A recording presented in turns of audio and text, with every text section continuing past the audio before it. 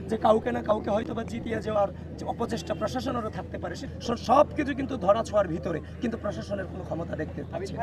আইডিগুলো, যে পেজগুলো এখনো পর্যন্ত যাদেরকে বিশ্ববিদ্যালয় প্রশাসন নির্বাচন কমিশন চিনে, বিটিআরসি দিয়ে চিঠি দিয়েছে একদিকে, আর যাদের সাথে বৈঠক করেছে তারা তাদের পেজের নাম পরিবর্তন করে ফেলতেছে। বিশ্ববিদ্যালয় প্রশাসন নির্বাচন কমিশন কোনো ব্যবস্থা গ্রহণ করছে না। আর ওই যে পেজের অ্যাডমিন মডারেটর তারাও এই নির্বাচনের প্রার্থী। তো সব কিছু মিলিয়ে তো আমারও মনে হচ্ছে যে কাউকে না কাউকে হয়তো বা জিতিয়ে যাওয়ার যে অপচেষ্টা প্রশাসনেরও থাকতে পারে, সেটা আমারও মনে হচ্ছে। কারণ আমি তো প্রমাণসহ আপনাকে বলছি, আর আপনাকে যে বলেছে তার তো মনে হয় প্রমাণ আপনাকে তারা দিতে পারেনি, কিন্তু আমি প্রমাণসহ বলছি যে অনবরত মিসইনফরমেশন ডিসইনফরমেশন হচ্ছে।